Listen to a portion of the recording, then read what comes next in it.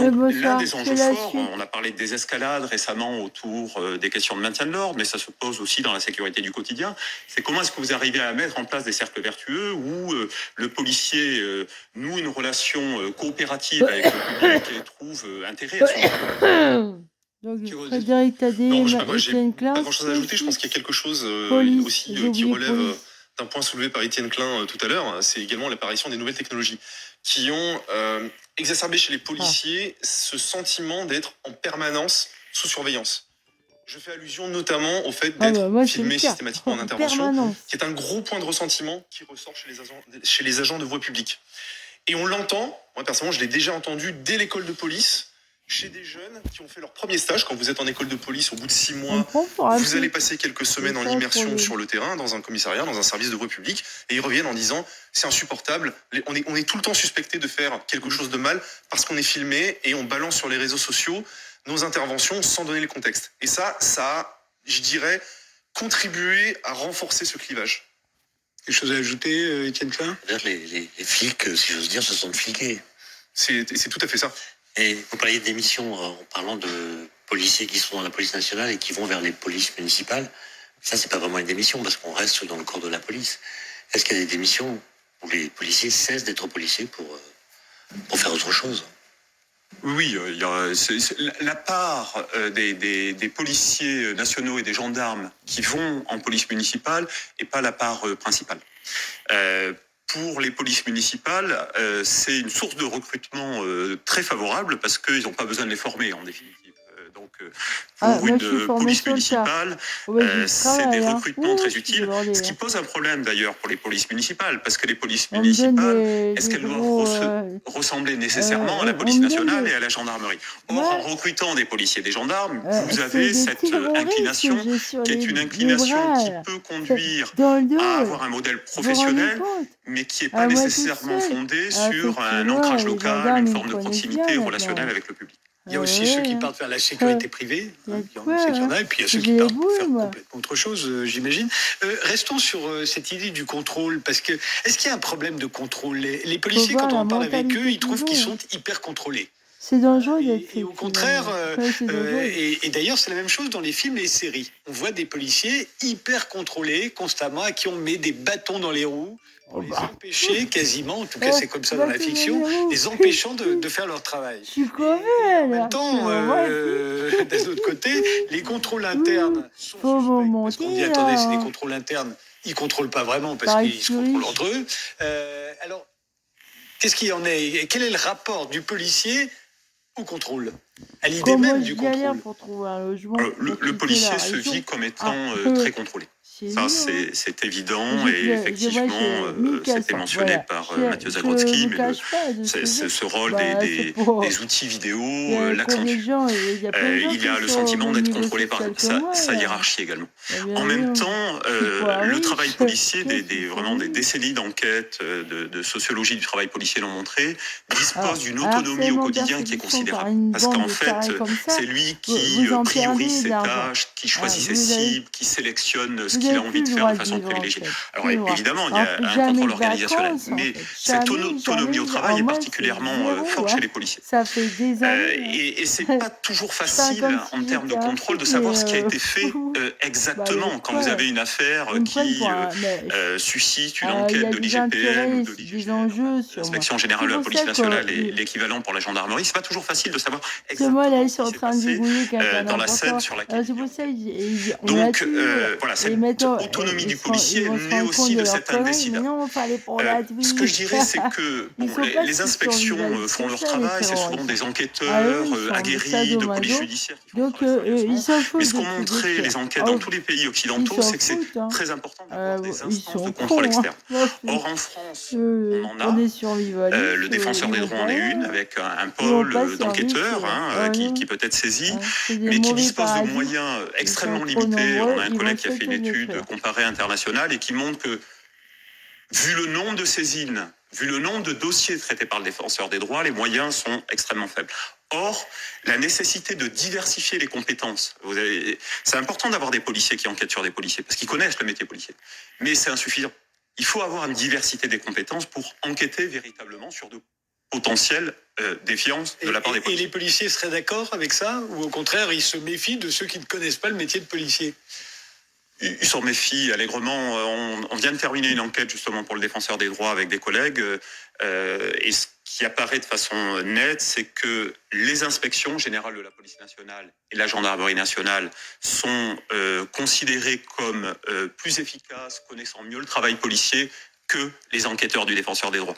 Mais à partir de là, ça c'est la situation aujourd'hui. Mais vous avez quand même un travail très important à faire en formation, en gestion des agents pour leur faire comprendre tout l'intérêt qu'ils ont à avoir également des sources de contrôle externe. Parce que si vous n'êtes contrôlé qu'en interne, la relation de défiance peut s'alimenter mutuellement. En définitive, l'enquête est jouée d'avance. Donc voilà, il y a quand même tout un travail en formation et en gestion, en instruction, en management du quotidien pour le faire comprendre.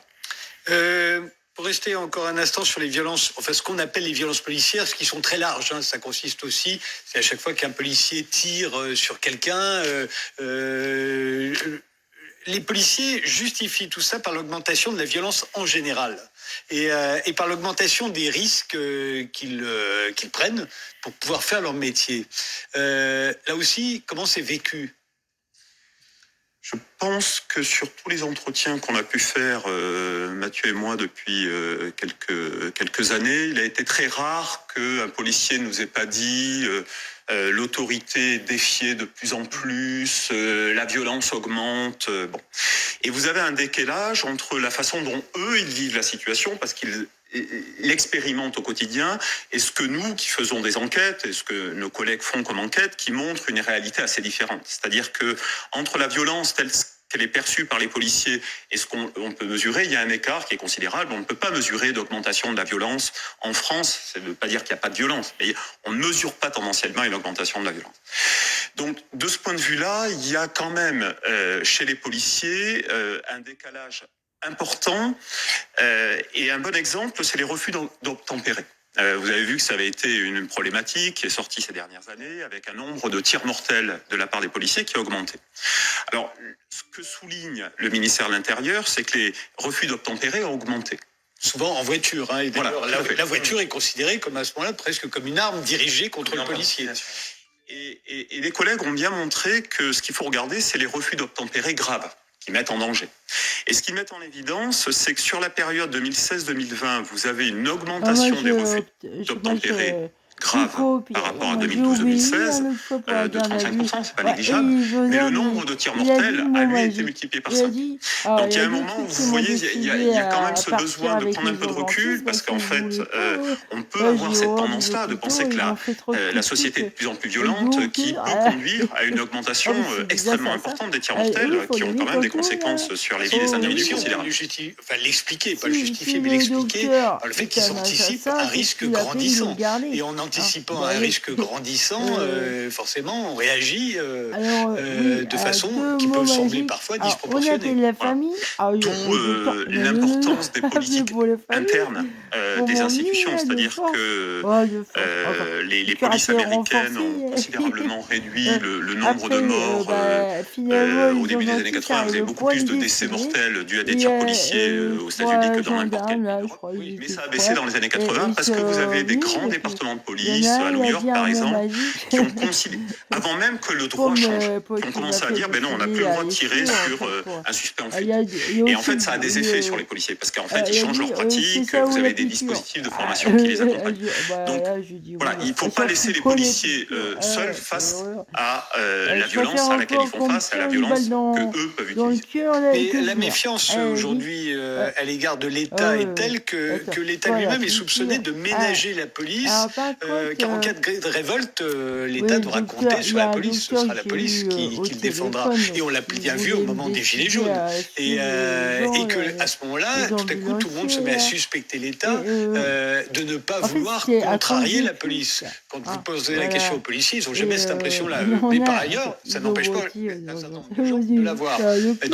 C'est vrai, évidemment que le pouvoir politique, il ne faut pas oublier, la police est aussi un instrument du politique. Le pouvoir politique ne peut pas perdre le soutien de la police.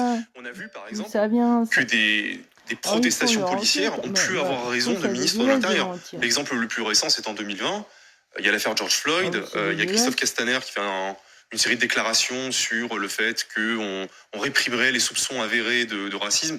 C'est une notion qui juridiquement n'existe pas. Et vous avez tout de suite des protestations devant les commissariats avec des policiers qui jettent leurs menottes par terre, qui font des grèves du zèle, qui n'émettent pas de PV. Et on a quand même constamment, depuis des années, des décennies, des ministres de l'Intérieur qui sont très protecteurs dans leur discours des forces de l'ordre.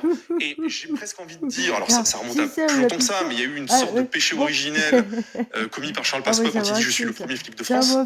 Or, le ministre de l'Intérieur n'est pas le premier flic de France. Le ministre de l'Intérieur est un responsable politique qui est l'émanation d'un gouvernement issu d'une majorité politique, mais il n'a pas à se poser en fait en chef d'une corporation, à laquelle d'ailleurs il n'appartient pas. Mais vous remarquerez que ça rend populaire aussi en France. Les hommes politiques qui ont été ministres de l'Intérieur ou qui sont ministres de l'Intérieur sont généralement plus populaires. Je ne sais pas ce qu'il en est aujourd'hui, je n'ai pas regardé, mais c'est souvent une manière d'acquérir de la popularité.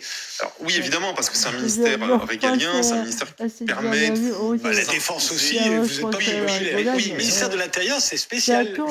Sans doute parce qu'un jour, on pense que vous êtes le premier flic de France et ça rend sympathique. Ce qui est bizarre dans un pays qui, par ailleurs, est si divisé sur la question de la police. Oui, tout à fait, mais le ministère de l'Intérieur gère le quotidien. Vous faisiez la comparaison avec le ministère de la Défense. Le ministère de la Défense, au fond, au quotidien, on n'y est pas confronté. On n'est pas, à part sur Vigipirate ou Sentinelle, on n'est pas véritablement confronté aux agents d'armée. La police, la gendarmerie, c'est une activité quotidienne qui a une interférence dans nos vies. Est-ce qu'il y a un modèle français de la police ? C'est dégueulasse.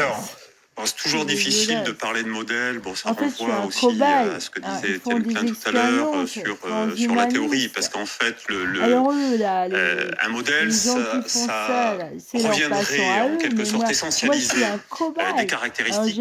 Jamais j'aurais pensé que je la façon dont on fait la police en France. D'autres pays. Or, en France, vous avez déjà l'organisation de la gendarmerie, les instructions données en interne à la gendarmerie, le rapport au territoire des gendarmes, et pas le même qu'en police nationale. Au sein de la police nationale, vous avez toute une série de différences, également en fonction des unités, les cultures professionnelles ne sont pas les mêmes, le rapport au contrôle n'est pas le même. Donc il faut quand même souligner la diversité. Souvent on oppose un modèle anglais qui serait la police du peuple et un modèle français qui serait la police du roi. On dit souvent aussi que la police anglaise, on insiste sur le fait qu'elle n'est pas armée. Et c'est là que effectivement les modèles ont quand même leur importance, parce que c'est pas parce que les situations nationales sont contrastées que les caractéristiques dominantes ne continuent pas d'exister. En Angleterre, vous avez 10% des policiers qui sont armés, là où en France c'est la quasi-totalité. En Angleterre, vous avez des orientations autour de ce qui s'appelle la police par le consentement ou la qualité de la relation, l'usage minimal de la force, une véritable priorité. Où la transparence est un élément, la mesure de la confiance est également un élément dont à partir desquels on pense les politiques policières. Et de ce point de vue-là, la population du pays, enfin de l'Angleterre, en l'occurrence de la Grande-Bretagne, a confiance dans sa police. Voilà, c'est ça. On mesure ce qu'on ne fait pas nous. Voilà. On mesure pour évaluer la performance policière ou la qualité du travail policier, la confiance, la satisfaction des usagers. Pourquoi vous voulez donc, de ce point de vue-là, en France, on peut dire que vous avez traditionnellement une police qui s'est construite adossée à l'État et qui doit aujourd'hui faire face à des demandes nouvelles de tranquillité publique dans les territoires, de coopération avec la société civile, d'utilisation minimale de la force. Et donc, il faut que cette police, elle arrive à revoir sa matrice historique dans une situation sociale qui a considérablement changé. Et il y a une demande que j'ajouterais à ce que vient de dire Jacques, c'est aussi la demande de transparence et de communication. On en revient toujours aux réseaux sociaux, aux nouvelles technologies. On est dans une ère où on peut directement interpeller en fait l'autorité publique ou la police nationale ou tel ministre via les réseaux sociaux. On a un accès à l'information qu'on n'a jamais eu. Alors, je me souviens plus de la multiplication de la quantité de données disponibles au cours des 20 ou 30 dernières années. C'est quelque chose d'absolument faramineux. Donc, on a accès à l'information, on a accès à un certain nombre d'outils de contrôle. Donc, on demande en fait aux forces de l'ordre de s'aligner à notre époque et de communiquer, d'être plus transparent. Et sur ce point, il y a encore, une forme de retard qui est due à cette structure très verticale, très centralisée, très nationale en fait de nos forces de sécurité intérieure. On parlait de police judiciaire tout à l'heure. La réforme de la police judiciaire annoncée par Gérald Darmanin, elle rencontre pour l'instant, semblerait-il, une grande hostilité dans les rangs de la police. Pourquoi ? Alors, elle part d'une idée qui est... il faut rappeler le point de départ. C'est-à-dire que très vous vite, avez... parce qu'il nous reste 2 minutes. je vais en résumé. Vous avez 17 000 enquêteurs de police judiciaire qui font du petit judiciaire et qui ont énormément de dossiers de retard. Et vous avez une élite police judiciaire, 4 000, qui, elle, fait du travail qualitatif très apprécié par les magistrats. Donc l'idée a été de favoriser une forme d'harmonisation pour que les seconds viennent au secours des premiers. Sauf que la stratégie employée était une stratégie employée verticale, avec une logique d'imposition qui a suscité beaucoup d'opposition, non seulement en interne de la part des enquêteurs, qui ne voient pas très bien les enquêteurs police judiciaire, dans quelle situation ils vont se retrouver. Ils ont peur d'être dans une hiérarchie étroite, mais aussi des magistrats, parce que les magistrats se disent « Moi, j'ai quand même un travail de qualité fait par des enquêteurs chevronnés que je risque de perdre avec cette réforme. » C'est-à-dire que la mauvaise enquête risque de chasser la bonne. J'ajoute un point, pour simplifier le principe de cette réforme, c'est d'avoir au niveau départemental un chef qui dirige la sécurité publique, la PJ, le maintien de l'ordre, le renseignement. Or, on est dans une profession, je parle de la police nationale plus que de la gendarmerie, où on est ultra spécialisé et où vous avez des identités professionnelles extrêmement fortes. C'est-à-dire l'enquêteur qui travaille en civil considère qu'il ne fait pas tout à fait le même métier que l'agent de police secours qui est en uniforme au quotidien au contact de la population. Et le fait de mettre tous ces gens qui ont des identités professionnelles propres sous un même chef est vu quelque part comme une remise en question de leur identité et de leurs compétences. Un mot quand même assez classique du lien entre les particularismes et le général. Et c'est vrai, et on n'a pas parlé des guerres des polices, etc. L'ordre. Voilà, du maintien de l'ordre, tout ça est traité dans votre livre. Je vous remercie tous les deux d'avoir participé à cette émission. On va faire un rappel des titres avec Isabelle Piboulot, et puis on se retrouve juste après. Étienne Klein reste avec nous. On va s'intéresser à la réintégration qu'a l'air de vouloir le CIO des athlètes russes et biélorusses dans les grandes compétitions sportives, y compris aux Jeux Olympiques de Paris. Bienvenue si vous nous rejoignez maintenant. Étienne Klein est avec nous depuis le début de l'émission. Il publie Court-circuit chez Gallimard. Je vous présente les visiteurs du soir qui viennent de nous rejoindre. François Poulet est astronome à l'Institut d'astrophysique spatiale et Gilles Davidovitch est vice-président de la Société astronomique de France. Michel Chevalet va nous rejoindre à 23h30. On fera le point sur la course à l'espace alors que la fusée Starship d'Elon Musk a explosé au bout de 4 minutes de vol et que la sonde européenne JUICE est partie, elle, avec succès pour les lunes de Jupiter à 630 millions de kilomètres de la Terre. Mais d'abord, le CIO, le Comité international olympique, voudrait bien réintégrer les athlètes russes et biélorusses aux Jeux Olympiques de Paris.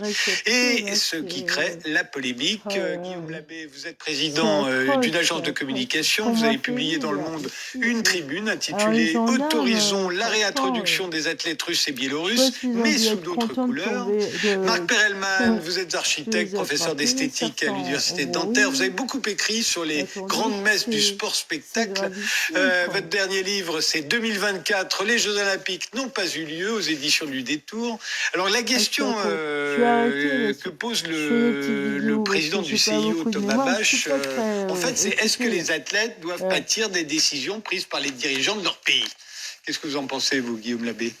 C'est un vrai sujet. Et d'ailleurs, plus généralement, est-ce que les civils doivent assumer ou pâtir des décisions des dirigeants politiques ? Eh bien, évidemment, on pense aux Ukrainiens qui souffrent des décisions acceptées par les Russes, qui choisissent de voter pour Vladimir Poutine, qui, à ce que j'entends, n'ont pas créé de révolte vis-à-vis du régime. Et donc, il est normal qu'à un certain moment, en effet, les Russes puissent avoir des déconvenues. Et donc, les athlètes qui souhaitent aller aux Jeux Olympiques à Paris, qu'on s'interroge notamment en tant que Français, et donc payeurs de 9 milliards d'euros Mais pas décideurs. Mais pas décideurs. Mais pas décideurs. Vous savez, c'est pas les pays, même pas le pays d'accueil Je vais qui arrêter, décide qui viendra.